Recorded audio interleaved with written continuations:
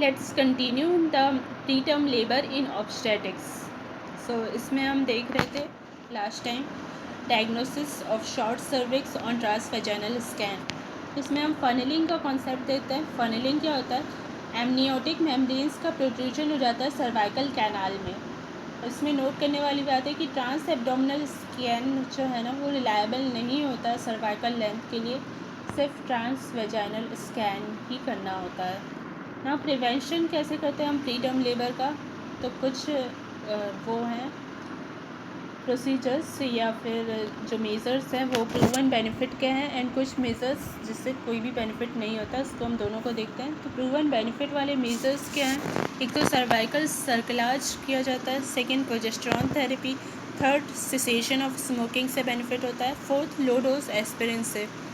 सो ये plus minus है, मतलब कंट्रोवर्शियल है ये। ACOG के according low dose aspirin pre term birth को प्रिवेंट करने के लिए दिया जाना चाहिए, सिर्फ तब लेकिन जब प्री एक्लैम्शिया रिस्क फैक्टर की तरह प्रेजेंट हो, अदरवाइज़ हम इसको नहीं देना है। ये ACOG के अकॉर्डिंग है। देन कोई भी बेनिफिट ना हो ऐसे कौन से मेजर्स हैं? बेड रेस्ट से कोई बेनिफिट नहीं होता। सेकंड, सप्लीमेंटेशन विथ न्यूट्रिएंट्स से कोई बेनिफिट नहीं होता। थर्ड, स्क्रीनिंग करते हैं अगर जेनाइटल ट्रैक्ट इन्फेक्शन की तो उससे कुछ नहीं होता।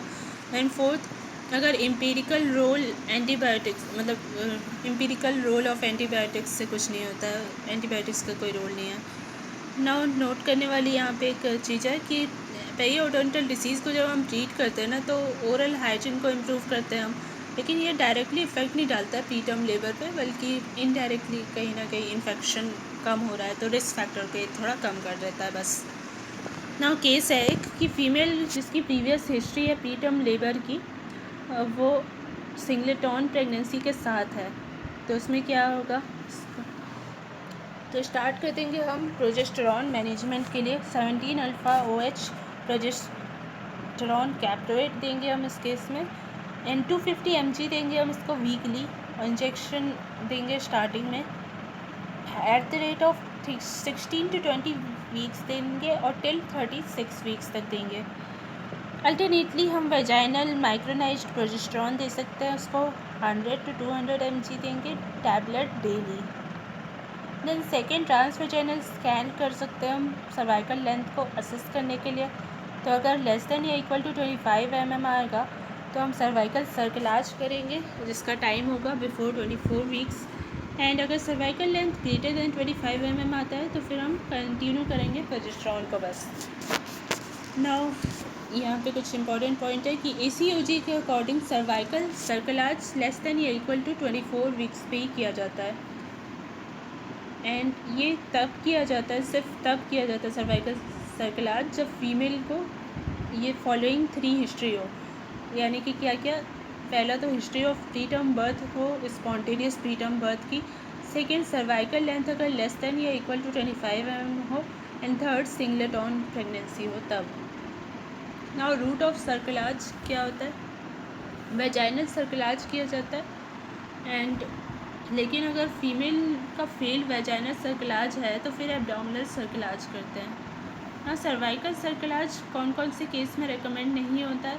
अगर कोई हिस्ट्री नहीं है प्रीवियस प्री टर्म बर्थ की, लेकिन USG में एक्सीडेंटल फाइंडिंग आ गई है शॉर्ट सर्वाइकल लेंथ की, तो उस कंडीशन में सर्वाइकल सर्कलाज नहीं रेकमेंड किया जाता है, बल्कि प्रोजेस्टेरॉन थेरेपी दी जाती है। हाँ, सेकेंड, अगर प्रेजेंट प्रेगनेंसी में मल्टीफीटल प्रेगनेंसी है तो उस केस में भी सर्वाइकल सर्कलाज नहीं करते हैं, चाहे सर्विक्स शॉर्ट हो या ना हो। इवन प्रोजेस्टेरॉन यूज़ कंट्रोवर्शियल होता है मल्टीफीटल प्रेगनेंसी में।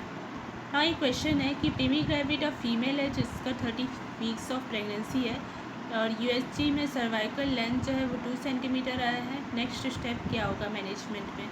सो सर्वाइकल सर्कलाज होगा क्योंकि कोई हिस्ट्री नहीं है प्रीवियस प्री टर्म बर्थ की, तो प्रोजेस्टेरॉन दे सकते हैं हम। प्रोजेस्टेरॉन कोई टोकोलाइटिक नहीं होता है, इसका कोई रोल तब नहीं होता है जब प्री टर्म शुरू हो गया है और मेम्ब्रेन रप्चर हो गई है, या फिर मेम्ब्रेन रप्चर हो गई है तो उस केस में प्रोजेस्टेरॉन का कोई रोल नहीं होता है। वहाँ डायग्नोसिस कैसे करेंगे प्री टर्म लेबर का? ACOG डेफिनेशन 2020 के अकॉर्डिंग रेगुलर यूट्राइन कॉन्ट्रैक्शंस जो एकम्पनी करते हैं प्रोग्रेसिव डायलेटेशन और इफेसमेंट ऑफ सर्विक्स को, तो उसको डिफाइन करते हैं pre term labour. And pre term labour का एक और डेफिनेशन क्या है कि रेगुलर यूट्राइन कॉन्ट्रैक्शंस होते हैं, सर्विक्स डायलिटेशन होता है ऑफ एटलीस्ट 2 सेंटीमीटर। देन एक केस है यूट्राइन कॉन्ट्रैक्शन है, पेल्विक प्रेशर है and menstrual cramp like pain हो रहा है फीमेल को, और वैजाइनल एग्जामिनेशन में डायलिटेशन मिला है, cervical dilatation 1 to 2 centimetre, cervical length है 2 सेंटीमीटर। देन नेक्स्ट स्टेप क्या होगा? So cervical dilatation greater than 2 centimetre नहीं है, इसीलिए ये प्री टर्म लेबर नहीं होगा। Cervical length less than 2 centimetre भी नहीं है, तो ये प्री टर्म लेबर नहीं है। थ्रेटन प्री टर्म लेबर एक कॉन्सेप्ट होता है, ये क्या होता है? तो थ्रेटन प्री टर्म लेबर में हम एडमिट करते हैं पेशेंट को और देखते हैं कि सर्वाइकल डायलिटेशन प्रोग्रेस हो रहा है या नहीं। सो डायलिटेशन अगर लेस देन 2 सेंटीमीटर रहता है 1 या 2 घंटे बाद भी, तो फिर हम उसको वापस घर भेज देते हैं। लेकिन अगर डायलिटेशन इंक्रीज़ होता है तो उसको ट्रीट करते हैं प्री टर्म लेबर की तरह। और सारी फीमेल्स जो भी फीमेल्स को हम घर भेजते हैं ना, अगर डायलिटेशन 1 to 2 सेंटीमीटर रहता है तो घर भेज देते हैं, तो विद इन 21 डेज़ वो डिलीवर कर जाती है, इसीलिए इसको थ्रेटन प्री टर्म लेबर बोला जाता है ना। प्री टर्म लेबर जो है ना, कन्वेंशनल डेफिनेशन उसका क्या है कि यूट्राइन कॉन्ट्रैक्शंस जो है वो ग्रेटर देन या इक्वल टू 4 कॉन्ट्रैक्शंस होते हैं 20 मिनट्स में, या फिर ग्रेटर देन और इक्वल टू 8 कॉन्ट्रैक्शंस होते हैं 60 मिनट्स में, plus any one of the following, मतलब नीचे जो है उसमें से कोई एक रहे तो उसको हम डिफाइन करेंगे preterm labour. So cervix first क्या है कि सर्विक्स डायलिटेशन या तो greater than equal to 3 centimetre रहे, या लेंथ उसका लेस देन और इक्वल टू 2 सेंटीमीटर रहे ट्रांसवेजाइनल स्कैन में। दूसरा क्या है कि सर्वाइकल लेंथ या तो 2 to 3 सेंटीमीटर रहे, plus fetal fibronectin protein present रहे। तीसरा क्या है, प्री टर्म लेबर के प्रिडिक्शन के लिए 2.5 सेंटीमीटर ये कट ऑफ लेंथ है, एंड डायग्नोसिस के लिए प्री टर्म लेबर के 2 सेंटीमीटर कट ऑफ लेंथ है। नाउ INI-CT में 32 में एक क्वेश्चन आया था, क्या था क्वेश्चन कि कौन सा डायग्नोस्टिक क्राइटेरिया नहीं है प्री टर्म लेबर के लिए? तो फर्स्ट तो 4 कॉन्ट्रैक्शंस 20 मिनट्स और 8 कॉन्ट्रैक्शंस 60 मिनट्स ऑप्शन है। सेकेंड ऑप्शन है cervical dilatation greater then 1 centimetre, तो ये थ्रेटन प्री टर्म लेबर के केस में आ जाएगा। एंड थर्ड है ग्रेटर देन 80% सर्विक्स इफेस्ड, तो ये भी प्री टर्म लेबर में आ जाएगा। And fourth cervix posterior, cervix posterior वाला क्राइटेरिया नहीं होता, इसलिए फोर्थ इसका आंसर होगा। एग्जामिनेशन में क्या करते हैं, सपोज़ फीमेल प्रेजेंट करिए मेंस्ट्रुअल क्रैम्प लाइक पेन और लो बैक एक होता है, थर्ड प्रेशर सिम्टम्स है, एंड फोर्थ वेजाइनल डिस्चार्ज है। तो डायग्नोसिस के लिए हमको क्या देखना पड़ेगा, ग्रेटर या इक्वल टू 4 कॉन्ट्रैक्शंस है 20 मिनट्स में, या फिर greater than equal to 8 contractions है क्या 60 मिनट्स में, ये देखना होता है। तो प्री टर्म लेबर में ये 4 कंप्लेंट्स मोस्टली आती हैं। तो फीमेल है 32 वीक्स ऑफ प्रेगनेंसी पे, उसको मेंस्ट्रुअल क्रैम्प लाइक पेन हो रहा है and pre term labour suspected है, तो उसको क्या देखेंगे हम जनरल एग्जामिनेशन में, वाइटल्स को चेक करेंगे क्योंकि प्लेसेंटा प्रेविया के चांसेस हो सकते हैं, एंड हो सकता है कि उसको एब्रोप्शिया प्लेसेंटा भी हो।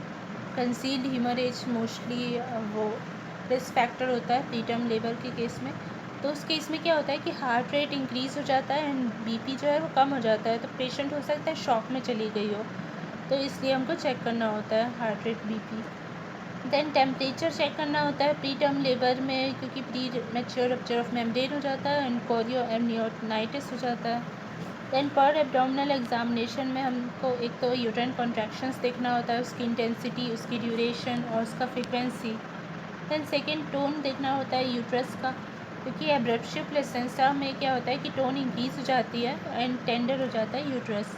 देन थर्ड पोजीशन, लाई और प्रेजेंटेशन देखना होता है फीटस का। Then fourth fetal heart sound सुनना होता है स्टेथो से। देन पर वेजाइनल एग्जामिनेशन में एकदम से हमको नहीं जाना होता है, क्योंकि क्या है कि pre mature rupture of membrane अगर हुआ मान लो, तो उसमें पर वेजाइनल एग्जामिनेशन नहीं करना होता है, अदरवाइज चांसेस ऑफ इन्फेक्शन बढ़ जाते हैं। और सेकेंड, अगर एब्रेप्शिया प्लेसेंटा है और प्लेसेंटा प्रेविया है तो प्री टर्म का रिस्क ज़्यादा होता है, प्री टर्म लेबर का रिस्क ज़्यादा होता है, और हमको प्लेसेंटा प्रेविया पहले रूल आउट करना होता है, उसके बाद ही हमको पर वेजाइनल एग्जामिनेशन के लिए जाना चाहिए। तो उसके पहले हम क्या करते हैं, पर वेजाइनल के पहले पर स्कैपुलम एग्जामिनेशन करते हैं, जिससे कि हम रूल आउट कर सके pre labour rupture of membrane.